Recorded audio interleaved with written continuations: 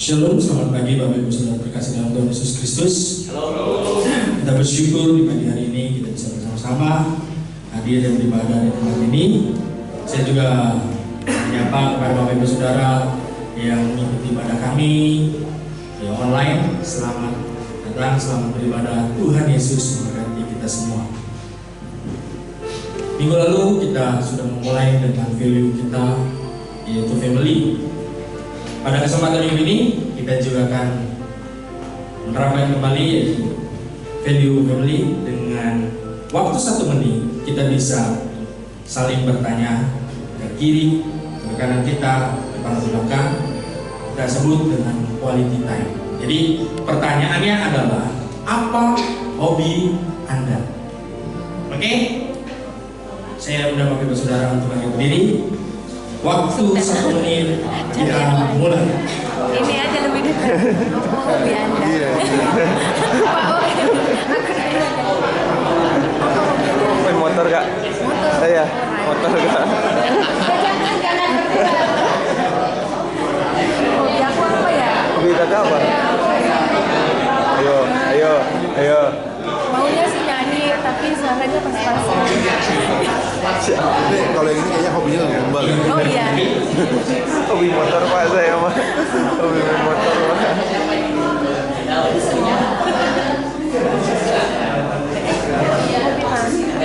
Hobi makan.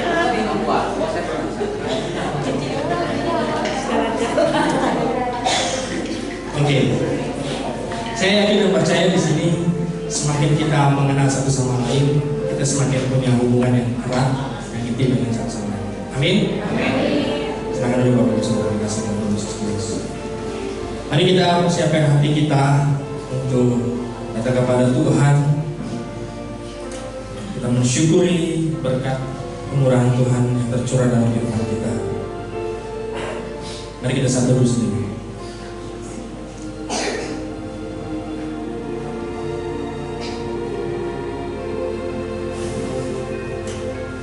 Tak berkesudahan kasih setia Tuhan, tak habis-habisnya rahmat-Nya, selalu baru tiap pagi, besar kesetiaan. Ratapan 3 ayat 22 dan sampai 23. Kasih Tuhan begitu kita rasakan dalam kehidupan kita, sehingga di pagi hari ini kita bisa bersama-sama hadir di tempat ini karena kasih kemurahan Tuhan. Terima puji, kasih setiamu yang mendasar.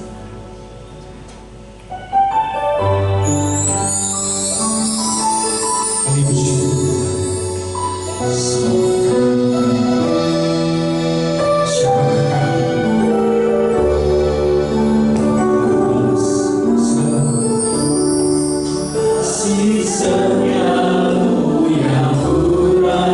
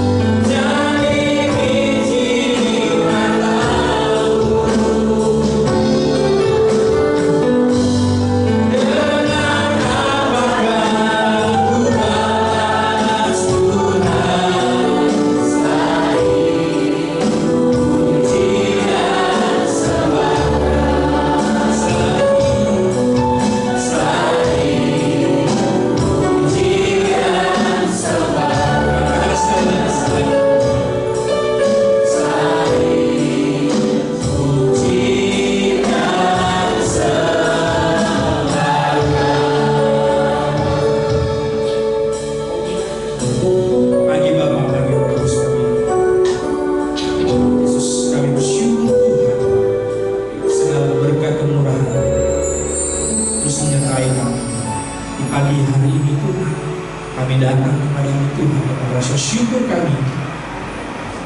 Kami tidak dapat membalas apa yang Tuhan berikan kami. Kami, Engkau Tuhan, membawa pujian dan syukur kami di hadapan Tuhan. Kiranya Engkau berkati dan terima penyembahan kami. Biarlah Engkau disenangkan, dimuliakan dalam kehidupan kami. Di dalam nama Tuhan Yesus Kristus, kami siap memuji Tuhan dan mendengarkan kebenaran firman-Mu. Haleluya. Amin. Pada kesempatan pagi hari ini begitu bersyukur kita di tahun 2024 kita sudah masuk ke bulan kedua dan minggu kedua. Saya mengucapkan fungsi bacai. Tuhan memberkati kita semua.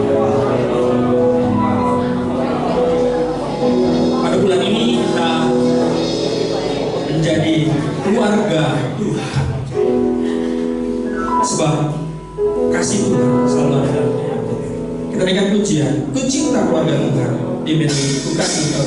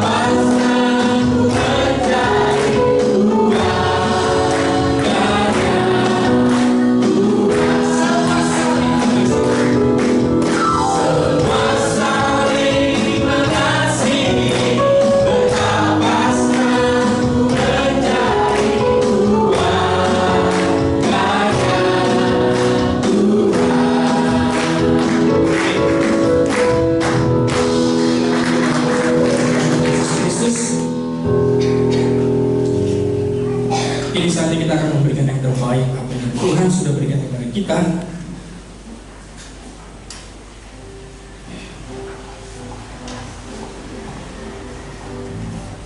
sambil kantong persembahan menyalakan dan naikkan pujian sungguh amat kami.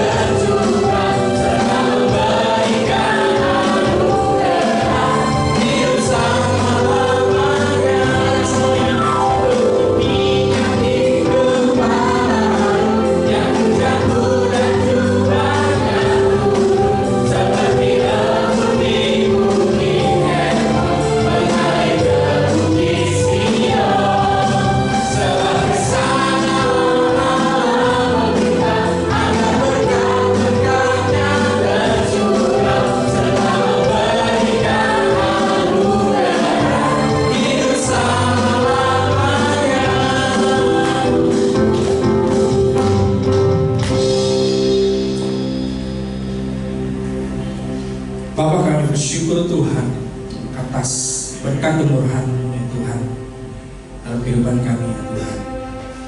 Sampai kami sudah memberikan yang terbaik dari apa yang Kau telah berikan kepada kami ya Tuhan. Ini sebagai rasa syukur kami Tuhan, rasa cinta kasih kami dan menghormati Kau Tuhan. Dan Kau berkati persembahan pertumbuhan kami ya Bapa untuk pelayanan tempat ini ya Bapa. Di dalam nama Tuhan Yesus Kristus kami berdoa dan mengucap syukur. Amin.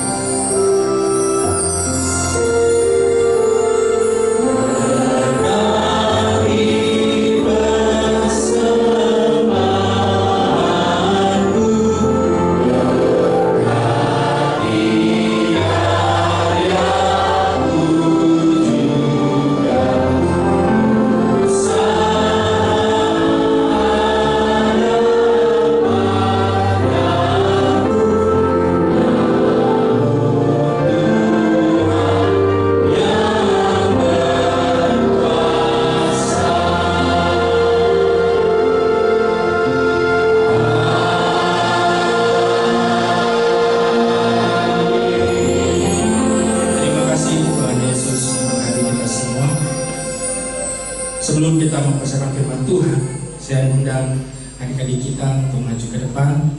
Karena kita akan pisah dengan anak-anak kita, adik kita, untuk mereka belajar firman Tuhan di sekolah minggu. Saya minta kesediaan Pendeta Edwin untuk pimpin dalam doa untuk mereka.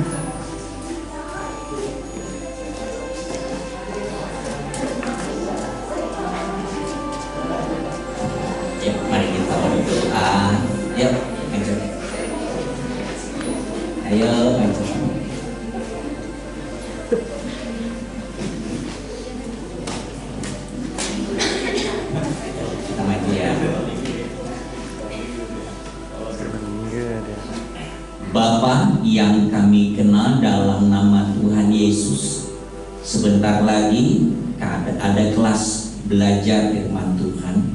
Tuhan tolong supaya setiap orang yang belajar dan mengajar dipimpin Tuhan, dan semua boleh mengerti kebenaran firman Tuhan dan boleh menjadi pedoman untuk perilaku kami untuk kemuliaan Tuhan. Dalam nama Tuhan Yesus. Amin.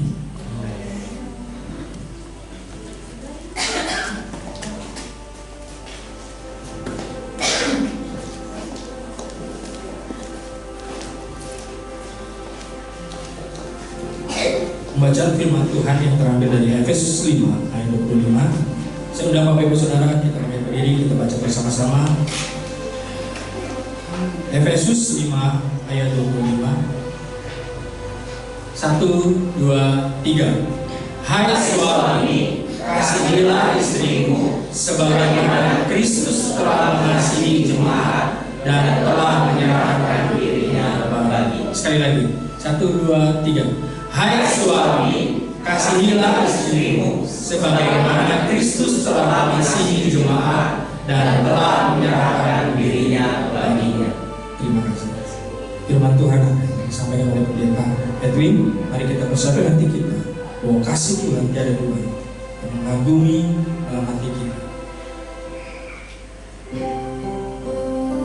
Tidak ada kasih di dunia ini seperti Yesus Kristus yang begitu besar mengorbankan dirinya untuk menebus dosa-dosa.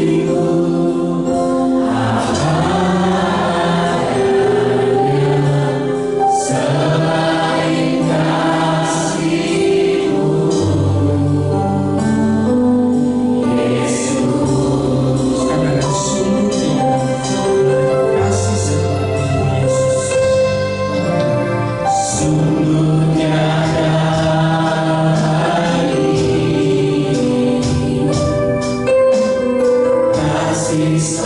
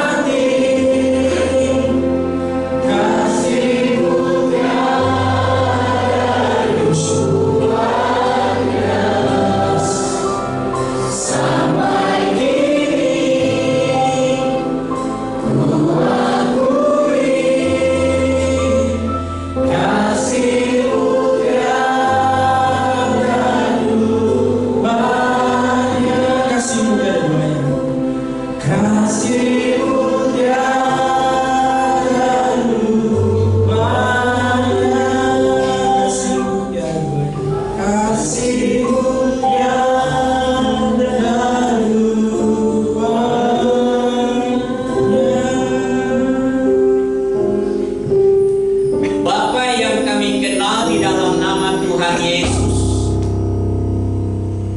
kami percaya kasih-Mu tiada pernah berakhir. Kasih-Mu senantiasa membalut hidup kami. Kami percaya Engkau hadir bersama dengan kami pada waktu kami dengar firman Tuhan, sehingga benih firman Tuhan yang kami dengar betul-betul jatuh di tanah hati kami yang paling subur, berbuah di dalam setiap perilaku kami, tutur kata kami, bagi kemuliaan dan hormat nama-Mu.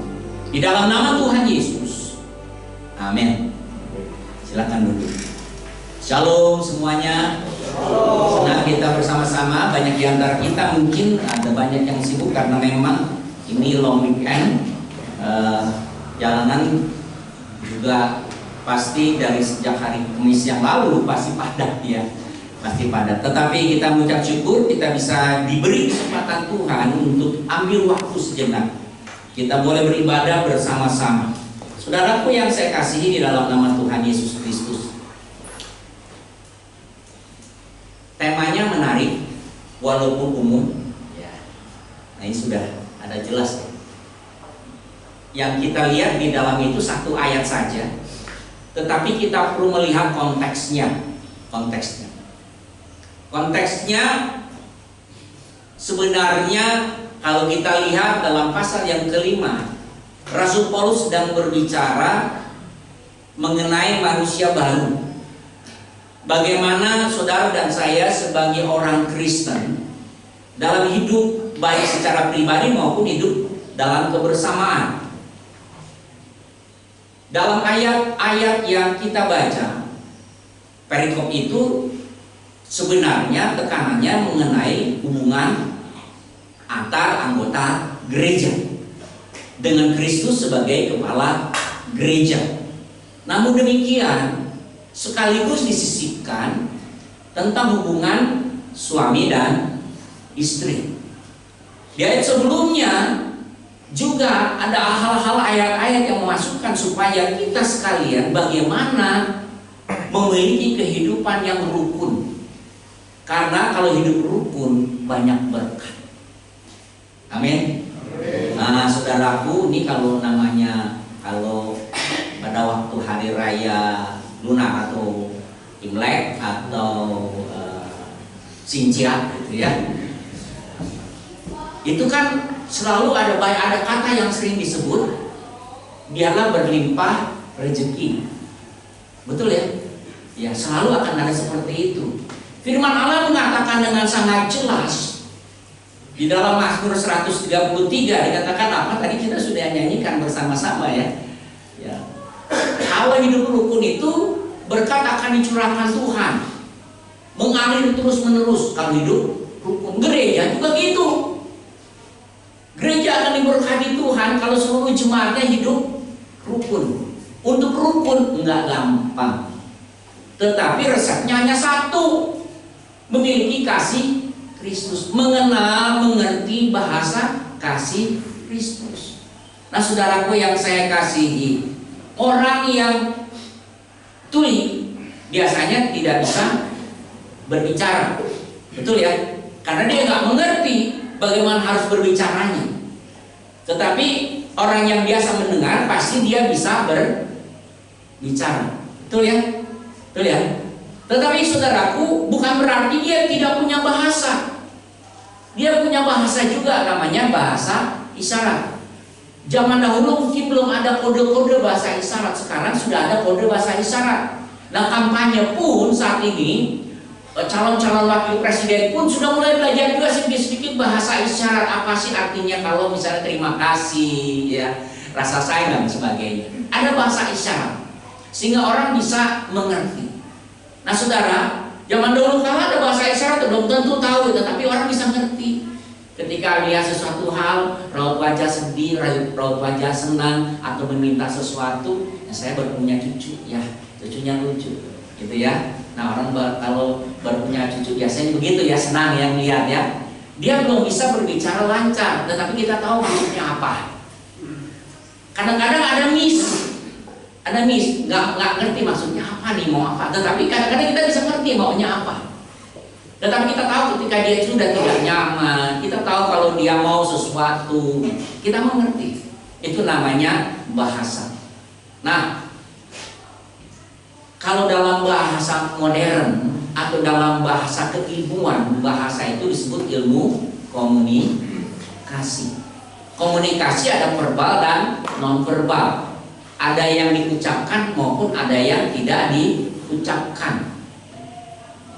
Orang bisa ngomong saya mencintai kamu, tetapi orang tidak bisa merasakan bahwa saudara mencintainya. Itu namanya gombal. Betul ya? Tetapi mungkin orang itu tidak berbicara, menatap dengan penuh senyuman, menyentuh tangan saudara, saudara mengerti bahwa dia sedang mengasihi engkau. Nah, itu bahasa. Nah, saudaraku yang saya kasihi, demikian saudara harus ngerti bahasanya Tuhan. Bagaimana Tuhan mengasihi saudara sehingga saudara mampu mengasihi baik di tengah-tengah keluarga maupun di dalam kita berjemaat maupun kita dalam berbangsa. Ini penting banget supaya kita ketahui. Kenapa saudaraku? Ada banyak alasan. Yang saat ini sedang musim kampanye. Sebentar lagi kita pemilihan umum. Saya tidak mempengaruhi saudara. Iya. Saudara punya hak pribadi masing-masing. Mau milih paslon 1, 2, 3 atau yang nomor 1000 kalau ada. Ternyata nggak ada ya. 1, 2, dan 3 di Indonesia. Tetapi saudaraku yang paling banyak isu yang saat ini ada, apa yang saudara dengar adalah sesuatu yang buruk dari paslon-paslon yang ada. Betul? Betul? Itu namanya kampanye hitam, ya, black campaign ya. Nah, saudara, itu terjadi dalam kehidupan kita. Itu terjadi dalam kehidupan kita, saudara dan saya, kita sekalian. Jangankan saat pemilihan presiden, sebenarnya black campaign itu terjadi juga dalam kehidupan sehari-hari. Karena kecondongan kita lebih gampang melihat yang jelek daripada melihat yang baik. Benar ya? Benar kan? Kita gampang melihat yang jelek daripada yang baik. Kalau saudara, seringkali saya bilang, kalau saudara punya kertas hitam atau kertas putih ya yang besar, ada satu titik aja seperti ini gitu ya, putihnya gede, titiknya satu, saudara kan memperhatikan kertas putih atau titik hitamnya. Titik hitam selalu seperti itu, saudara. Untuk menjatuhkan lawan, saudara akan berusaha mencecar kelemahan-kelemahannya. Itu yang terjadi saat ini. Nah, kecondongan-kecondongan itu bisa terjadi juga dalam kehidupan berkeluarga, dalam kehidupan bermasyarakat, dalam kehidupan bergereja. Bisa, saudara. Yang saudara lihat teman saudara itu apa yang buruk, bukan apa yang baik. Jadi otak saudara itu dipengaruhi apa yang buruk, sehingga saudara akan menganggap semua orang itu buruk. Orang itu akan bilang buruk. Saudaraku yang saya kasih, ketika saudara berpikir seperti itu, orang lain berpikir itu juga terhadap saudara. Bisa nggak? Bisa, saudara. Karena dalam hidup kita nggak ada yang sempurna. Jadi saudaraku yang saya kasih, dalam Efesus 5 ayat 25 dengan sangat gamblang, ini suatu gambaran tentang hubungan Kristus dan jemaat. Hai suami, kasihlah istrimu sama seperti Kristus telah mengasihi jemaatnya dan menyerahkan dirinya untuk dia. Nah, kalau saudara baca perikopnya, kita lihat di situ ya, hubungan suami, hai istri, tunduklah kepada suamimu dalam segala sesuatu. Dalam segala sesuatu disebut tunduknya ya. Tapi itu yang terjadi apa, saudaraku? Bisa sebaliknya. Maka itu judul-judul film bukan istri takut suami, tetapi kamu takut istri. Nah, apa yang terjadi dalam perang ya Palestina, Israel yang saat ini sampai hari ini belum selesai ya. Israel tetap marah, kecewa ya, kecewa besar. Hamas sudah bilang gencatan senjata dulu deh gitu, tapi Israel nggak mau, serang terus sebelum Hamas punah. Dia tidak akan pernah mau berhenti untuk menyerang Palestina, khususnya Hamas. Tidak pernah mau berhenti. Saudara, siapa yang benar, Israel atau Palestina? Padahal Israel itu negara yang paling banyak membuat membuat orang Kristen menderita sampai hari ini di seluruh dunia itu paling banyak Israel. Saudara mau bela siapa ya? Bela Palestina atau Israel? Bela Tuhan Yesus. Amin. Jangan bela dua-duanya, saudara. Namanya perang itu nggak ada yang baik ya. Israel, Palestina, Rusia, Ukraina dan lain sebagainya, sesuatu hal yang tidak baik. Perang itu terjadi ya, karena sudah ada anggapan-anggapan buruk satu dengan yang lain. Sudah merasa saling mau menyisihkan satu dengan yang lain. Itu terjadi. Tidak hanya itu, perceraian terjadi karena apa? Karena kita nggak punya bahasa kasih yang bisa disaling mengerti. Tidak ada lagi bahasa kasih. Nah, saya ungkapkan ini sebenarnya kalau saudara nanti baca dalam kitab Wahyu, satu hal yang terjadi, ada surat kepada orang-orang di Efesus. Semuanya bagus. Bagaimana mereka melayani luar biasa, ibadahnya luar biasa, penginjilannya luar biasa. Tetapi firman Allah mengatakan, tetapi aku mengecam engkau karena engkau sudah kehilangan kasih yang mula. Betapa pentingnya kasih mula. Saudara, bagi yang sudah menikah, ingat, nggak ada masa-masa yang paling indah ketika kita pacaran. Ya, amin. Haleluya, aminnya keras belahannya gitu ya. Amin paling keras. Iya, ya.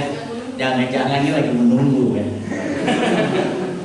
Nah, saudaraku yang saya kasihi, ya kan, waktu saya pacaran saya ungkapkan lagi saudaraku ya, rindu dendamnya itu luar biasa. Zaman dahulu kala saudara, belum zaman HP ya, kalau zaman sekarang bisa lihat video call, ya. Zaman dulu kan nggak bisa ya. Nggak bisa saudara, telepon aja mahal ya, harus lari dulu ke tempat ada yang telepon umum ya, itu zaman dulu telepon umum juga susah zaman dulu. Jadi cara satu-satunya saya untuk bisa punya hubungan baik sama istri saya gitu ya, mengobati rindu kirim surat. Jadi selalu saya bilang saya bersyukur, karena apa? Istri saya nggak jadi sama tukang pos, karena lebih sering tukang pos ketemu dia daripada saya ketemu dia gitu ya. Jadi saudaraku yang saya kasihi, itu fakta. Yang pada waktu kita pacaran, kita pengen ketemu, kita rindu seperti itu. Jangan sampai saudara sebelum jadi orang Kristen ya, saudara begitu ketemu Tuhan luar biasa jatuh cintanya, pertama-tama berapi-api, saudara mau dekat dengan Tuhan, rajin beribadah, rajin bersekutu, punya masalah. Melihat kok orang Kristen kok nggak ada yang semuanya baik ya, kok banyak cacatnya ya, kok begini ya, kok begitu ya. Waduh, waktunya dia mulai mundur ngapain sampai akhirnya menghilang. Nah, saudaraku yang saya kasihnya sudah mulai, atau kasih Tuhan yang tiada yang terukur itu sudah hilang dalam hidupnya, mulai membanding-bandingkan dan sebagainya. Nah, saudaraku yang saya kasihi, mari kita kembali belajar. Itulah latar belakang kalau kita mau lihat kebenaran firman Tuhan ini. Jadi kembali kita lihat, yuk kita lihat ayatnya saja. Ayatnya saja tadi Efesus pasal 5:25 kita baca sekali lagi bersama-sama. Ada 4 hal yang akan kita bahas. Seperti saja nanti kita baca sama-sama 3, 2, 1. Suami, kasihilah istrimu sama seperti Kristus telah mengasihi jemaat dan menyerahkan dirinya untuk dia. Nah, saudara, yang pertama bahasa kasih Kristus adalah kasih Kristus sebagai pengorbanan. Jadi kalau saudara punya kasih, Tuhan Yesus mengasihi kamu, mengasihi saudara, mengasihi saya, karena dia siap juga berkorban buat saudara. Apa yang dia sudah lakukan? Dia meninggalkan tahtanya di surga. Ya, pada waktu dia berbicara dengan Nikodemus, dia bilang dia akan kembali ke surga karena dia berasal dari surga. Kalau bukan dari surga, dari mana lagi? Ya, karena dia dari surga, dia tahu jalan ke situ. Jadi saudaraku yang saya kasih, dia tinggalkan tahta di surga untuk jadi apa? Jadi budak. Nah, saudara, kalau saudara nanti baca bersama-sama, lihat di sini. Ya, jadi budak dalam bentuk apa lagi? Untuk disalib, saudara. Jadi manusia dan mati di atas kayu salib, berkorban. Nah, ini satu gambaran dalam perjanjian lama ada. Pada waktu Abraham diminta oleh Tuhan untuk membawa anaknya yaitu Ishak dikorbankan di Bukit Moria. Apa yang terjadi di sana, saudaraku? Betul-betul kan dikorbankan? Tidak, karena pada waktu itu, pada waktu dia sudah diikat, pada waktu dia siap dikorbankan, Tuhan bilang jangan. Di sana ada domba, angkat domba itu, gantikan dia. Tetapi itu adalah satu gambaran bahwa Allah sangat mengasihi saudara. Dia sangat mengasihi saudara, lebih dari segalanya. Dia siap mati karena hanya ada satu cara untuk mendamaikan saudara dengan Tuhan, yaitu kematian Yesus. Tidak ada cara lain, hanya Dia. Nah, saudara yang saya kasih dalam Filipi pasal yang kedua ayat 7 dan 8, demikian firman Tuhan. Melainkan telah mengosongkan dirinya sendiri dan mengambil rupa seorang hamba. Jelas di situ ya. Hamba ini dari kata doulos. Dalam bahasa asli doulos yaitu budak belian. Dan menjadi sama seperti manusia, betul-betul jadi manusia. Jadi dia bukan setengah manusia, bukan, atau setengah Allah dan setengah manusia. Dia betul-betul manusia sejati dan Tuhan sejati. Ini kata mengambil rupa, mengosongkan diri, mengambil rupa artinya dia masih tetap Allah. Allah yang sejati mengambil rupa manusia sejati. Jadi Yesus adalah Allah sejati dan manusia sejati. Ya, saudara harus hati-hati di sini. Dan dalam keadaan sebagai manusia, ia telah merendahkan dirinya dan taat sampai mati, bahkan sampai mati di atas kayu salib. Nah, jadi saudaraku yang saya kasih di dalam nama Tuhan Yesus Kristus, 1 Petrus pasal yang pertama ayat 18 dan 19, demikian firman Tuhan. Sebab kamu tahu bahwa kamu telah ditebus dengan cara hidupmu yang sia-sia, yang kamu warisi dari nenek moyangmu itu, bukan dengan barang yang fana, bukan pula dengan perak atau emas, melainkan dengan darah yang mahal, yaitu darah Kristus, yang sama seperti darah anak domba yang tak bernoda.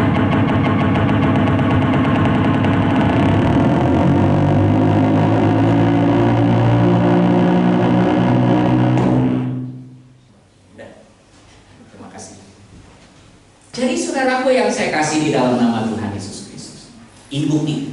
Ya, mungkin ada HP yang aktif. Saudara, mari kita lihat di sini. Yesus mengasihi saudara. Dia rela berkorban. Kenapa dia berkata, hai suami, kasihlah istrimu sama seperti Kristus yang telah menyerahkan dirinya untuk jemaat. Jadi para suami ya harus rela berkorban, harus siap capek juga, ya siap capek. Pada waktu manusia sudah jatuh dalam dosa, Allah tetap memberikan kepercayaan kepada manusia supaya manusia mengusahakan berjeripaya dengan hasil tanahnya. Dia berbicara kepada Adam, suruh mengusahakan hasil tanahnya. Wanita punya kesusahannya sendiri. Pada waktu dia melahirkan anak, dia berjuang ya antara hidup dan mati untuk anaknya. Pada waktu dia melahirkan. Nah, saudara yang saya kasih, ada perjuangan, ada kerja keras, ada pengorbanan. Suami pun harus kerja keras. Bukan hanya istri kerja keras, istri pasti sudah kerja keras. Sewaktu-waktu ada supaya bisa mengasihi lebih jauh, berganti peran. Suami berperan sebagai istri, istri berperan sebagai suami, supaya dua-duanya bisa merasakan dan bisa menghargai masing-masing. Ternyata akhirnya nggak mudah. Dua-duanya punya kesusahannya sendiri-sendiri. Suami mengerjakan pekerjaan wanita ternyata nggak gampang. Wanita harus bisa mengatur waktu dalam waktu yang sama mengerjakan beberapa pekerjaan. Suami laki-laki susah untuk melakukan itu, karena laki-laki memang sulit untuk multitasking. Wanita lebih memungkinkan untuk multitasking. Itu memang sudah karunia dari Tuhan. Tuhan sudah menjadikan seperti itu. Sobat saudara, kalau saudara mengerjakan sesuatu, laki-laki, dia kalau nggak fokus di sana mengerjakan yang lain, dia bisa lupa pekerjaan yang lain. Dia hanya fokus kepada ini. Misalnya saudara sedang masak air, lalu saudara punya pekerjaan yang lain, tiba-tiba saudara bisa lupa. Saudara sedang masak air, tahu airnya sudah habis. Kenapa? Karena lupa matiin kompor. Ya. Kalau dia bunyi masih ada tanda, kalau nggak bunyi, ya kan kalau rebus air di panci susah. Wanita itu lebih memungkinkan. Nah, saya katakan ini untuk saling kita mengerti satu dengan yang lain. Harus ada pengorbanan. Pengorbanan laki-laki kepada istri itu jelas dan nyata. Demikian juga istri kepada suaminya. Jadi bukan hanya kepada istri suami aja. Kasih Kristus adalah contoh bahasa yang paling mudah kita mengerti, bahwa kasih, mengasihi sesama kita perlu ada pengorbanan. Perlu ada pengorbanan. Tuhan berkorban untuk saudara. Dia mati mendamaikan saudara. Dan itu perlu berkorban secara luar biasa. Yang kedua, kasih Kristus yang tanpa syarat. Syaratnya apa sih untuk menerima kasih Tuhan? Apakah saudara harus beribadah? Saudara baru menerima kasih Tuhan? Harus beragama, punya agama tertentu bahwa saudara menerima kasih Tuhan? Apakah saudara baru menerima kasih Tuhan ketika saudara mulai beramal, berbuat baik, saudara sungguh-sungguh mengasihi Tuhan, mengasihi saudara dengan lebih lagi daripada yang lain? Ataukah saudara, karena saudara adalah keturunan Yahudi ini, ya, apakah karena saudara sudah disunat? Ya kan itu kan ada masalah nih. Pada waktu zaman mula-mula ini ada masalah. Yang bersunat dan yang tidak bersunat. Orang-orang Kristen Yahudi, orang Kristen yang Yahudi bilang, kamu harus disunat dulu baru sah. Jadi dengan kata lain kamu harus diyahudikan dahulu. Karena orang Yahudi saja yang baru bisa menerima kasih Tuhan, anugerah Tuhan itu. Begitu? Tidak, saudara. Kasih tanpa syarat itu bukan karena agama, bukan karena ibadah, bukan karena perbuatan baik, bukan karena etnis tertentu, bukan karena orang tua saudara pendeta atau ulama, bukan, saudara. Tidak, jangan sampai kita memegahkan diri. Ada orang yang berkata kamu baru bisa melimpahkan kasih berkat Tuhan yang luar biasa. Kasih Tuhan kamu akan terima kalau sebuah melakukan semuanya ini. Oh tidak, saudara. Apa yang dikatakan firman Tuhan? Coba kita lihat slide. Yuk kita baca 3, 2, 1. Sebab karena kasih karunia kamu diselamatkan oleh iman. Itu bukan hasil usahamu, tetapi pemberian Allah. Itu bukan hasil pekerjaanmu. Jangan ada yang memegahkan diri. Jadi saudaraku yang saya kasih, jangan karena saudara ini saudara merasa lebih baik daripada yang lain. Itu maksudnya saudara. Kalau saudara sudah orang Kristen, kalau saudara sudah dibaptis, saudara lebih baik daripada yang lain. Bukan itu maksudnya. Amin. Jangan nanti saudara merasa sudah dibaptis, sudah menjadi anggota gereja, kalau saudara merasa lebih baik daripada yang lain. Enggak juga, saudara. Saudara menerima kasih Tuhan yang lebih daripada yang lain. Enggak juga, saudara. Saudara, kapan sih saudara menerima kasih Tuhan? Lihat slide berikutnya. Apa firman Tuhan mengatakan? Yuk kita baca 3, 2, 1. Akan tetapi Allah menunjukkan kasih-Nya kepada kita oleh karena Kristus telah mati untuk kita ketika kita berdosa. Jadi saudaraku, ketika saudara dan saya masih berdosa, Dia menerima saudara apa adanya. Amin. Tadi lagu tadi kita nyanyikan ya. Siapa kita sih sebenarnya? Tapi Dia menerima kita, menerima saudara apa adanya saudara. Saudara penuh dosa, saudara penuh kekurangan. Saudara bukan orang Israel, bangsa Yahudi, bukan. Apakah dulu saudara beragama Kristen? Iya mungkin, karena saudara pikir KTP saya Kristen, orang tua saya Kristen, orang tua saya pendeta, jadi saya otomatis. Bukan, saudara. Tetapi Tuhan mati karena kita memang berdosa. Karena tidak ada satupun dosa yang bisa membawa kita sampai ke surga, kecuali ada yang mati, yaitu Kristus, untuk bisa mendamaikan kita dengan surga. Dan kasih Tuhan itu tanpa syarat. Artinya gimana sih saudara? Saudara Milo, kalau saudara melihat ada kekurangan temannya, saudara masih bisa terima dia nggak apa adanya? Gampang kan? Yang paling tahu kekurangan saudara siapa? Yang sudah nikah? Yang belum nikah angkat tangan.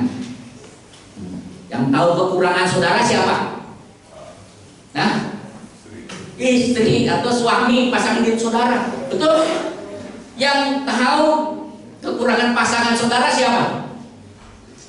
Hah? Siapa? Saudara kan? Betul? Bisa terima nggak apa adanya? Kita selalu punya cara untuk menerima ada apanya. Kalau kamu begini baru aku bisa kasih kamu. Kalau aku begini aku baru bisa mencintai. Kalau aku begini aku mau bisa nurut sama kamu. Kalau aku begini begitu. Begitu ya? Seringkali begitu kan? Nah saudaraku, kasih Kristus itu tanpa syarat. Bisa nerima nggak apa adanya? Siapa saudara? Karena Yesus menerima saudara apa? Kalau teman saudara ini sudah ke gereja, pasti ada kekurangannya nggak? Pasti. Bisa nggak terima? Ntar dulu.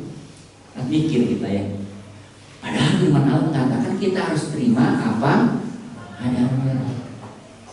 Orang di luar sana yang bukan Kristen, kita bisa terima mereka nggak? Kalau saudara belum bisa menerima mereka, jangan harap saudara bangku ini akan penuh. Kalau saudara mengandalkan wanita saya, jangan harap saudara. Karena saudara harus bisa menerima mereka apa adanya mereka. Mereka pun akhirnya bisa menerima saudara apa adanya saudara. Contoh dari Tuhan kita Yesus Kristus. Dia menerima jemaat-jemaat ini apa adanya. Siapa sih jemaat yang ada di sini? Kita berkaca deh sama diri kita sendiri. Udah benar kita? Udah benar kok? Siapa yang udah benar, paling benar di sini? Ada? Silakan angkat tangan. Siapa yang selalu berbuat salah sama Tuhan? Angkat tangan. Oh, kalau perlu dua tangan, dua kaki diangkat. Saking aja nggak bisa. Komplit dah kita. Tapi Tuhan terima saudara nggak? Terima. Supaya apa? Supaya kita hidup benar terus untuk Dia. Amin. Dia menerima kita.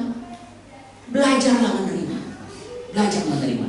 Ketika saudara belajar bisa menerima, saudara menolong dia untuk memperbaiki yang salah dari dia. Sebelum saudara bisa menerima dia apa adanya, orang itu akan punya kesulitan untuk dia memperbaiki. Karena tidak ada contoh dan teladan dari saudara sendiri. Ketika saudara punya teladan, itu menjadi sesuatu yang sangat luar biasa. Bangsa Israel berkali-kali mengkhianati, berkali-kali mendukakan. Maka itu bangsa Israel dikatakan bangsa yang paling tegar tengkuk. Udah punya pengalaman dengan Tuhan yang luar biasa, mujizat-mujizat yang sangat luar biasa dialami, tetapi berkali-kali mengecewakan Tuhan, berkali-kali lari dari Tuhan, bahkan menyembah kepada dewa-dewa yang lain. Tetapi Allah tetap mengasihi mereka. Demikian juga Tuhan Yesus kepada kita sekalian. Tuhan tetap mengasihi saudara. Amin. Yang ketiga, kasih Kristus melayani. Ya, Kristus itu melayani. Orang kalau punya kasih itu rela melayani. Apa yang dilakukan Tuhan semasa hidupnya? Dia mengubah air menjadi anggur. Punya kan? Sudah baca? Nggak saya sebutkan lagi ayat-ayat firman Tuhannya. Tuhan Yesus menyembuhkan, banyak bukti dia menyembuhkan yang sakit, yang timpang berjalan, yang buta melihat, yang tuli mendengar, ya. Dan bahkan dikatakan dia bisa memberikan makan kepada 5.000 orang, 4.000 orang dengan beberapa ketur roti saja dan beberapa ekor ikan. Bisa memuaskan semuanya. Mujizat sangat luar biasa. Tidak hanya itu saja, Lazarus pada waktu meninggal sakit parah, dipanggil Yesus, harus datang tolong Lazarus. Begitu Yesus datang, dia itu sengaja datangnya terlambat. Waktu datang terlambat, katanya Lazarus sudah mati beberapa hari, sudah mulai berbau badannya. Tetapi Yesus datang, kata, "Hai Lazarus, bangkitlah." Maka Lazarus itu pun bangkit dari kematian. Dia mampu membangkitkan orang mati karena dia punya kuasa kebangkitan. Amin. Ya, kita punya pengharapan di dalam kebangkitan Yesus. Tidak hanya itu, saudaraku. Kita lihat bersama-sama apa yang dilakukan Tuhan. Ada contoh gambaran yang sangat luar biasa, yaitu ketika Yesus membasuh kaki murid-muridnya. Dalam Yohanes pasal yang ke-13, ayat yang pertama dan seterusnya. Saya akan bacakan aja ayat pertamanya saja, tolong dilihat. Sama seperti ia senantiasa mengasihi murid-muridnya, demikian sekarang ia mengasihi mereka sampai pada kesudahannya. Nah saudara, siapa yang dibasuh? Kaki murid-muridnya itu. Siapa yang harusnya membasuh kaki? Harusnya murid-muridnya membasuh gurunya, membasuh pimpinannya. Bukan pimpinan, bukan pimpinan membasuh anak buahnya. Tapi ini sesuatu yang berbeda. Yesus melayani luar biasa. Apa yang dilakukan oleh Tuhan Yesus adalah satu hal yang sangat luar biasa, karena Dia mengasihi sampai pada kesudahannya, mengasihi semuanya. Termasuk di sana ada siapa? Dia di sana ada Petrus yang bakal mengkhianati dia, walaupun dia berkata, aku berani ya sampai mati, aku siap engkau. Ya, luar biasa. Tetapi ketika Yesus mati, apa yang terjadi, saudara? Petrus menyangkal Yesus, berkali-kali menyangkal. Ada di situ Yudas yang bakal mengkhianati dia, betul ya? Ada Yudas di situ, dan semua murid-muridnya kita tahu semua. Pada waktu Yesus salib, firman Allah mengatakan semua murid-muridnya melarikan diri. Itu catatan firman Tuhan. Artinya saudaraku, Yesus tahu apa yang terjadi nanti. Tetapi Yesus harus melakukan sesuatu untuk memberikan satu gambaran yang paling penting. Bagian firman Tuhan ini disampaikan karena apa? Karena pada waktu itu murid-muridnya lagi ribut. Siapa yang paling besar di antara dia nanti? Kalau Yesus akan menjadi raja nanti, siapa akan jadi menterinya? Yohanes dan Yakobus datang, dia minta supaya satu di sebelah kanannya, satu di sebelah kirinya nanti. Dia pengen sesuatu yang luar biasa. Yesus nggak melarang. Orang punya harapan jangan dilarang. Kalau punya anak buah, punya cita-cita pengen jadi pimpinan, jangan dilarang, saudara. Kasih semangat, kasih dorongan, apa-apa. Tapi harus yang bagaimana? Gitu. Ya harus kerja keras lah. Harus kerja keras secara luar biasa. Nah, saudaraku yang saya kasih, ketika mau ribut-ribut itu, gereja pun bisa jadi masalah, pemerintah juga jadi masalah, keluarga jadi masalah. Yang paling benar harus mencontoh, harus mau merendahkan diri satu dengan yang lainnya. Amin. Yesus melayani, dalam pelayanan itu kuncinya. Saya akan nggak bacakan lagi, saya nggak akan sebutkan lagi, tapi itu satu kunci yang sangat luar biasa. Bagaimana kita bisa ambil bagian dalam kehidupannya? Nah, saudara, ada satu gereja di Korea, gereja orang Korea di Amerika, yang akhirnya mendunia secara luar biasa. Teori dia adalah kepemimpinan hamba. Artinya saudaraku yang saya kasihi, setiap anggota gereja harus bisa memberikan orang lain dengan keteladanan hidup. Dengan keteladanan hidup. Jadi saudara yang saya kasihi, semakin dia tinggi jabatan di dalam gereja, semakin dia harus melayani. Satu ketika di dalam sebuah gereja di Houston, nanti boleh kalau yang saya punya waktu, punya kesempatan di dalam Houston, gereja Baptis Korea di Houston, itu sangat terkenal sekali. Kalau saudara ke sana dan ketika pagi-pagi sekali saudara, dan saudara harap tidak cari poster, saudara nggak akan jumpa poster di sana. Tapi saudara akan melihat orang yang ngepel, yang nyapu, yang bersihkan kloset, kamar mandi. Saudara akan melihat itu. Jangan saudara pikir dia itu poster. Kenapa? Biasanya mereka yang lakukan adalah pimpinan gereja. Biasanya dia bukan hanya gembala kelompok-kelompok, tetapi dia adalah gembala dari gembala-gembala kelompok. Di bawahnya gembala senior, gembala sidang. Siapa mereka?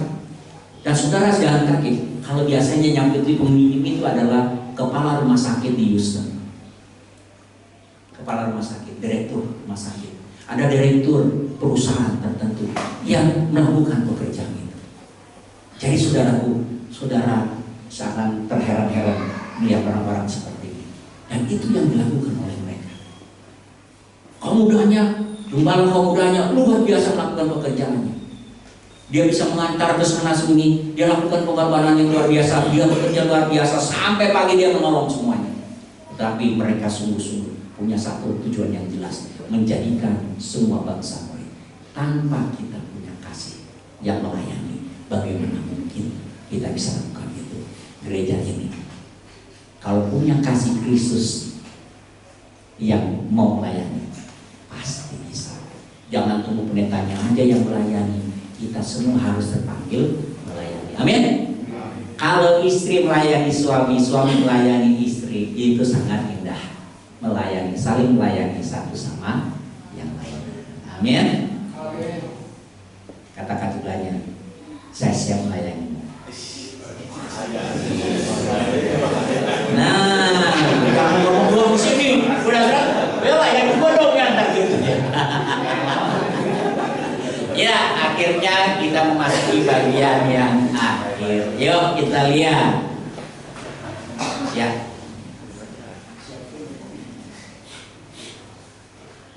Ya, di dalam Markus 10:45 kita jelas di situ ya. Karena anak manusia juga datang bukan untuk dilayani, melainkan untuk dan memberikan nyawanya menjadi tebusan bagi.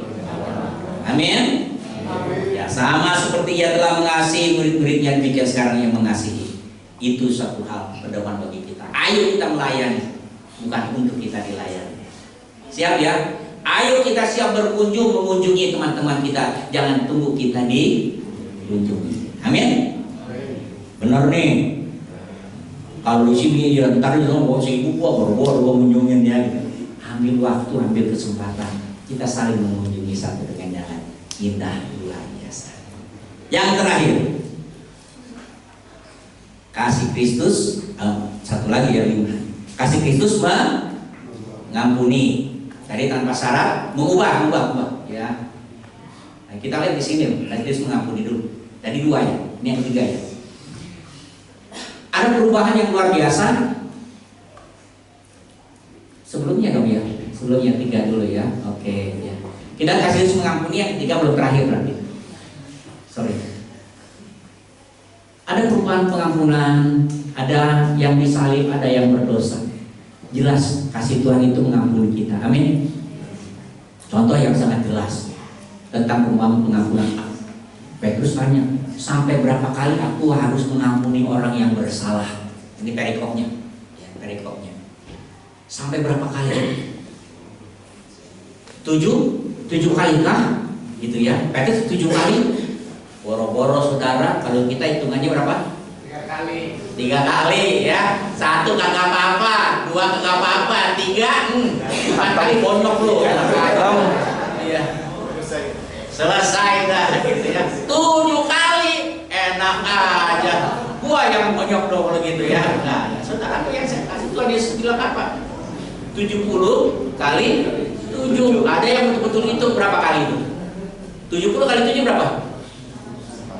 490. Padahal ada 1 kali kalau kita punya suami, kalau kita jadi suami istri, 1 hari kita bisa salah berapa kali?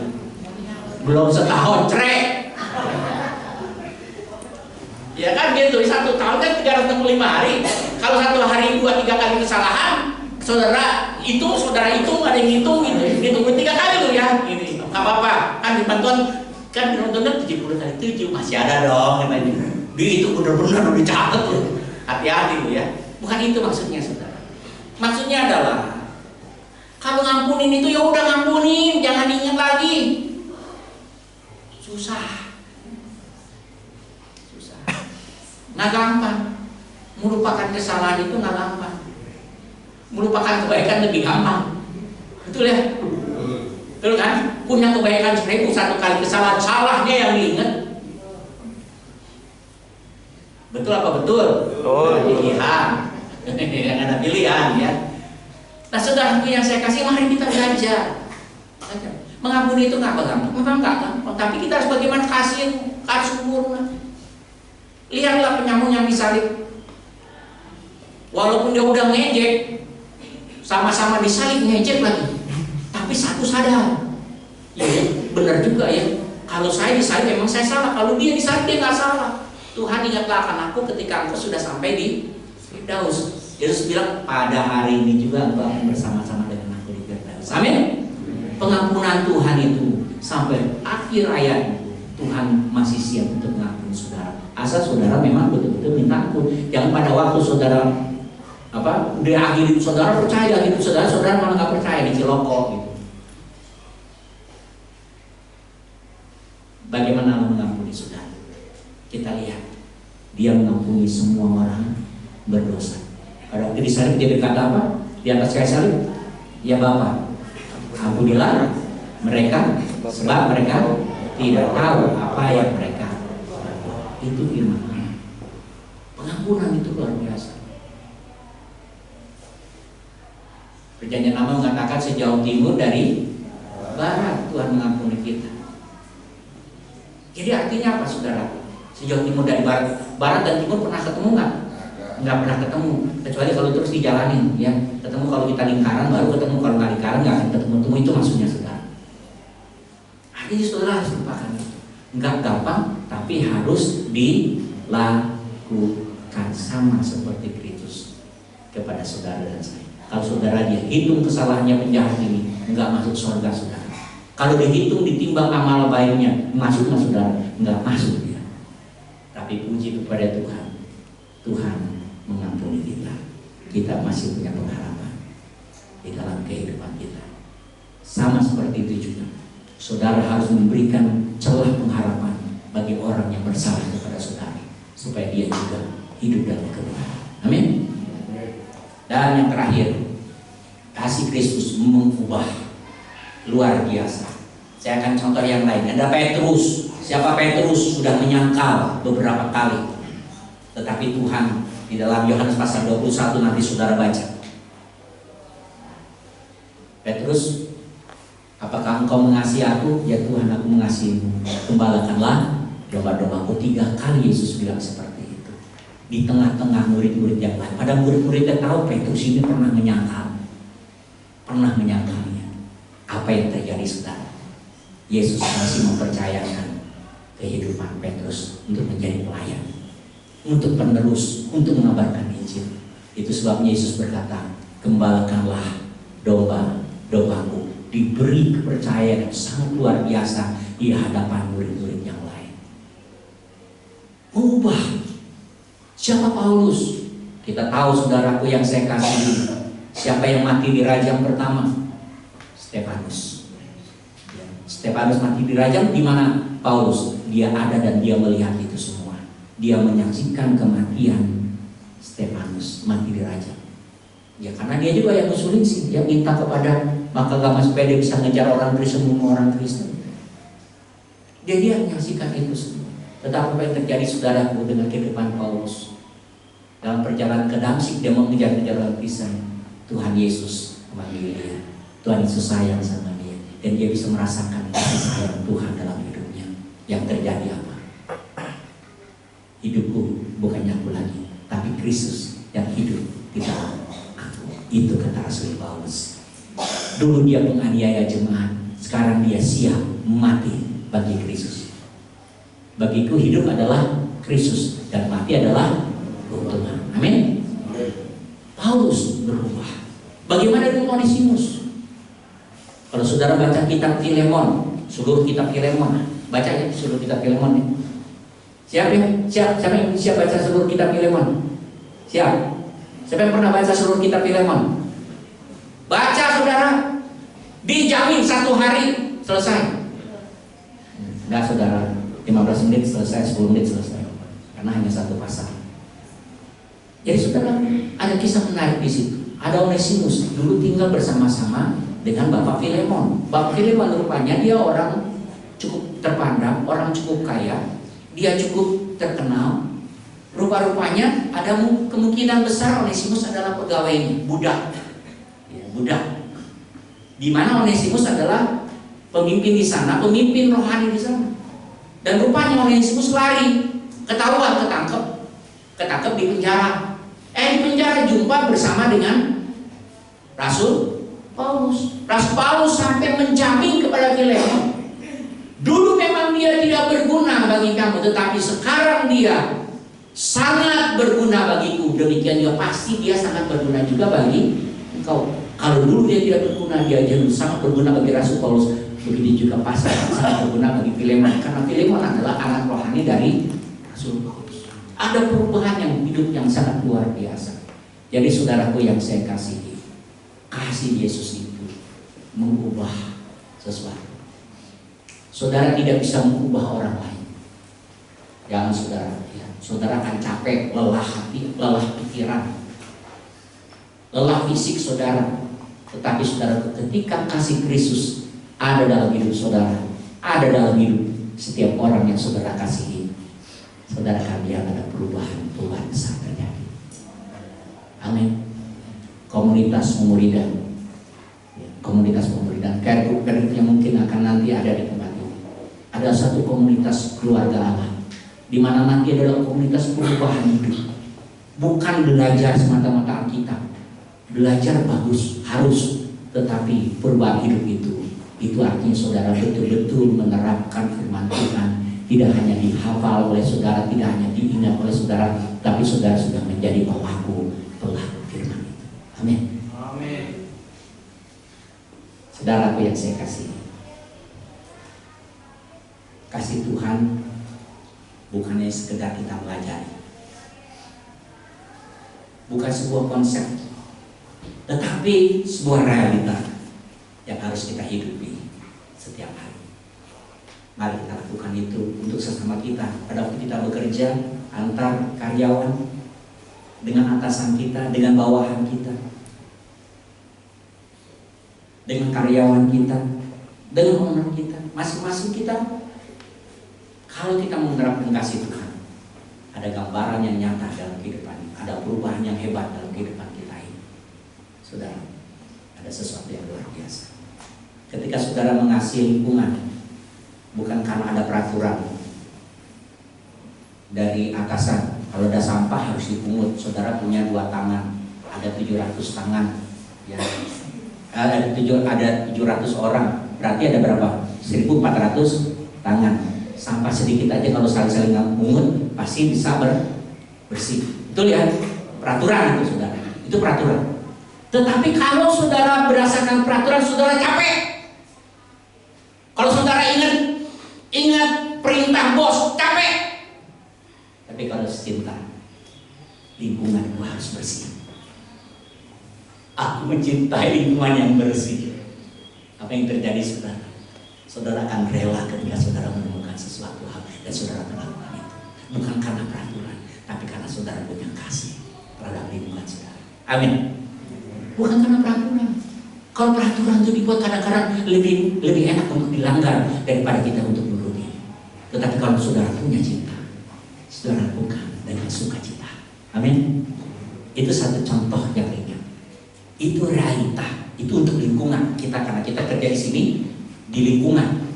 Kalau saudara peraturan, ada peraturan hewan ABC itu saudara harus tinggal seperti. Tetapi kalau saudara tidak punya cinta terhadap hewan yang saudara pelihara, itu berbeda cara merawatnya. Kalau saudara tidak cinta dengan apa yang saudara kerjakan, ini harus seperti ini saja, itu hasilnya juga berbeda. Mari lakukan dengan kasih, sama seperti Kristus sudah mengasihi jemaatnya. Demikian kita mengasihi di antara kita, dan apapun yang kita lakukan ada kasih Tuhan di dalam hidup kita. Sesuatu yang luar biasa pasti terjadi, perubahan pasti terjadi. Amin. Mari kita berdoa untuk perjalanan Tuhan. Kita persiapkan doa.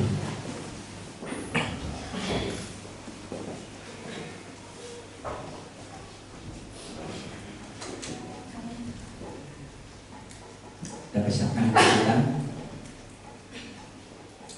Kita berdoa memohon kepada Tuhan, kiranya Tuhan melayakkan kita untuk ambil bagian dalam perjamuan Tuhan. Firman Allah mengatakan demikian. Sebab setiap kali kamu makan roti ini dan minum cawan ini, kamu memberitakan kematian Tuhan sampai Ia datang.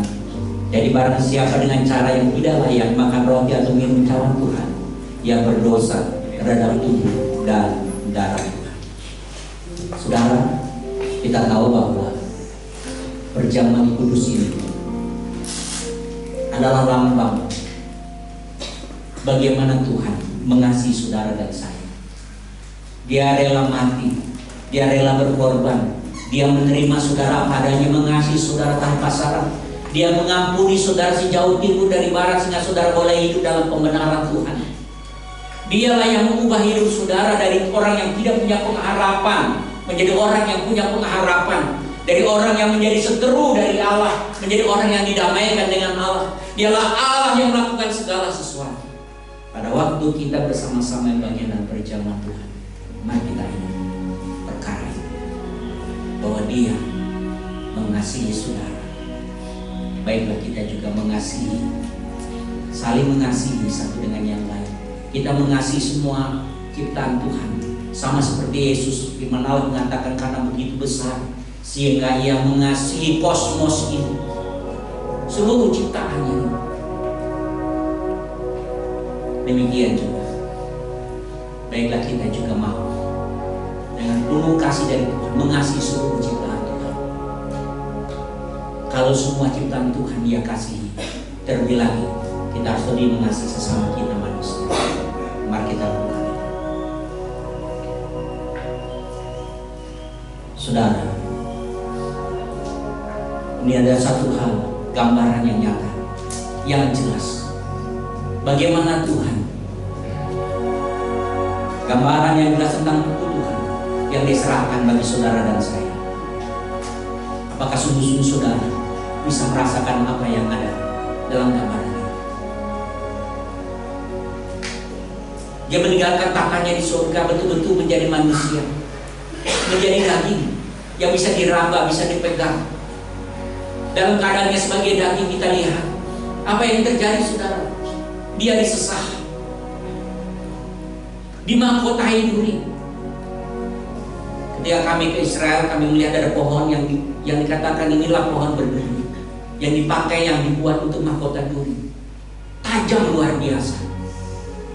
Dan ketika saya mencoba menusukkan ke jari, sakit luar biasa. Apalagi di kepala, sakitnya luar biasa.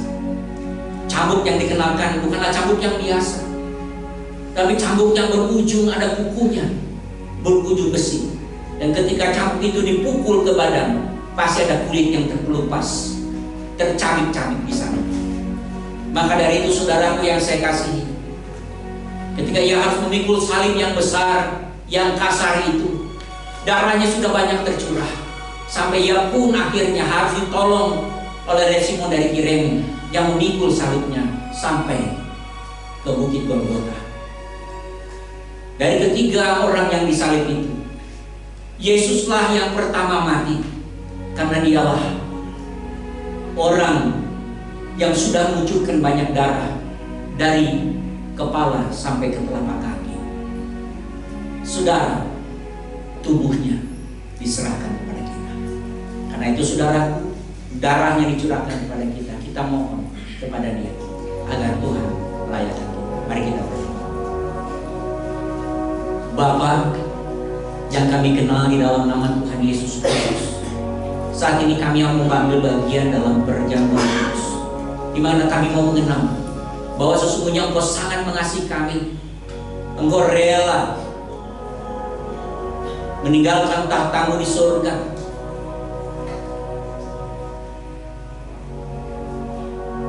menjadi manusia sejati, mati di atas kayu salib, menanggung semua dosa-dosa kami, segala murka yang harusnya ditimpakan kepada kami. Mahkota kemuliaan pun berganti dengan duri, yang seharusnya itulah yang harus kami kenakan, oleh karena segala pikiran-pikiran kami yang salah, pikiran-pikiran kami yang melenceng dari pikiran Tuhan. Tubuh kami yang seringkali kemudahan untuk hal-hal yang berdosa lebih daripada hal-hal untuk kemuliaan. Tuhan, ampuni kami, layakkanlah kami, supaya kami berkenan ambil bagian dalam perjamuan ini, dan supaya kami mengingat betapa besarnya kasih-Mu, kasih dari Tuhan Yesus Kristus, kasih yang akhirnya mengubah hidup kami yang tidak punya pengharapan, yang tidak bisa mengampuni, mampu untuk bisa mengampuni. Kasih yang seringkali kami mempunyai syarat, kami akhirnya bisa menerima setiap teman-teman kami apa adanya. Kasih-Mu ya Tuhan, yang tiada terbatas, yang rela berkorban bagi kami, biarlah itu kami miliki dalam seluruh hidup kami. Di dalam nama Tuhan Yesus kami naikkan doa ini. Amin. Bapak Ibu saudaraku yang saya kasih, ingatlah, Yesus berkata, inilah tubuhku yang dipecah-pecahkan. Biarlah ini menjadi peringatan kami. Ketika saudara memakan, ingatlah bahwa sesungguhnya Yesus sudah mati bagi engkau, dan Dia ingin diam bersama dengan engkau dari selama-lamanya sampai selama-lamanya. Makanlah, menjadi peringatan akan tubuh Tuhan. Dia mau menerima saudara apa adanya ketika kita masih manusia.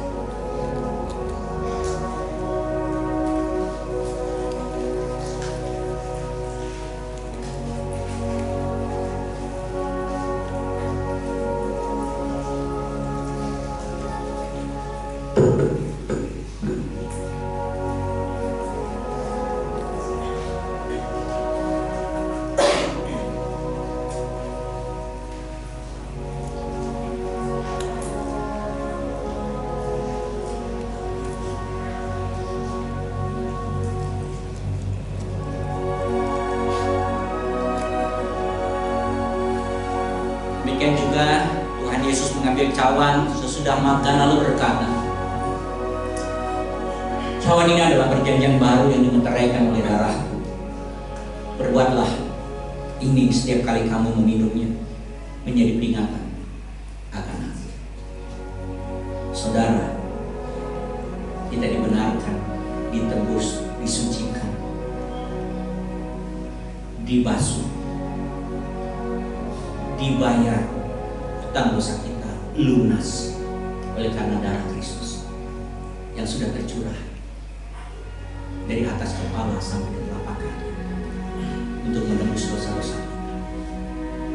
Pada waktu kita meminumnya, ingatlah hanya Yesus yang benar-benar sangat mengasihi saudara dari selama-lamanya sampai selama-lamanya. Minumlah menjadi peringatan akan darah Tuhan.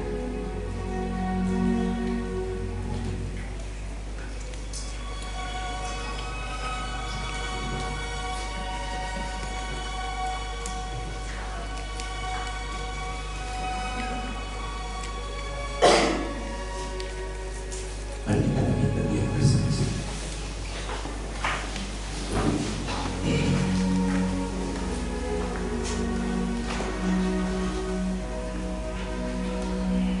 Allah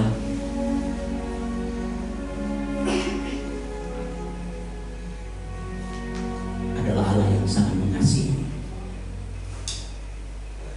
Bahasa kasih Kristus adalah bahasa kasih yang harus kita teladani, kita ikuti, kita pelajari lebih dalam, semakin dalam, dan kita lakukan dalam praktek hidup kita sehari-hari. Kasih yang rela berkorban, kasih yang mampu menerima tanpa syarat satu dengan yang lain, kasih yang mengampuni, kasih yang akhirnya mampu mengubah hidup.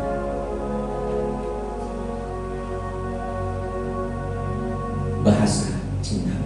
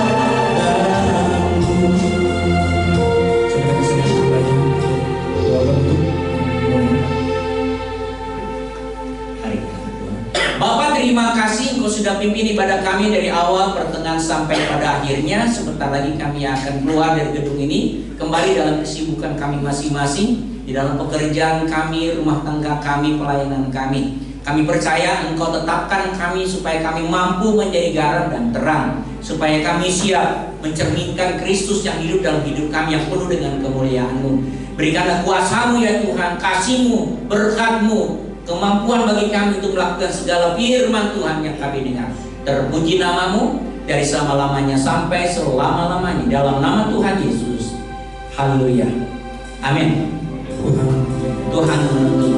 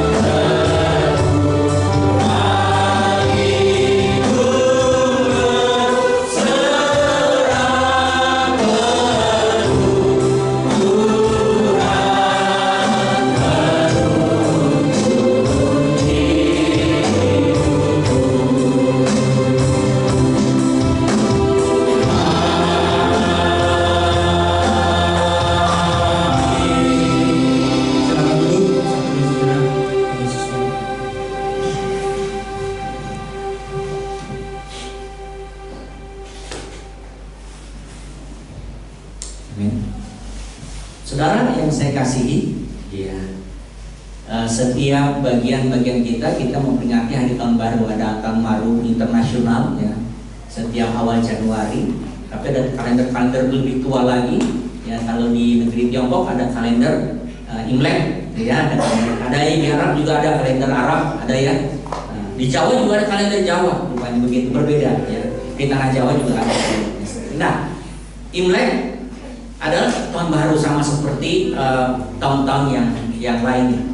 Nah, setiap tahun biasanya kita kalau orang-orang Chinese itu kita mengucapkan Tuhan yang senantiasa memberkati kita, baik dengan kesehatan, baik dengan damai sejahtera dan kebahagiaan, baik juga supaya kita selama tahun ini dilimpahkan rezeki. Betul ya Pak Tony ya? Kalau salah Pak Tony harus tahu saya, karena itu yang lebih senior. Nah, saudara, itu maknanya daripada tahun baru. Itu sebabnya kita berharap, penuh dengan harapan. Kita melupakan apa yang di depan, tapi kita harus siap menghadapi apa yang ada di depan. Melupakan yang di belakang, siap menghadapi yang di depan. Kita tahu di depan ini Tuhan sudah siapkan kesehatan, kebahagiaan, dan rezeki buat kita. Amin. Ya, kita siapkan itu semua. Nah, mari kita hari ini ada pohon rezeki. Ada angpaunya. Amin.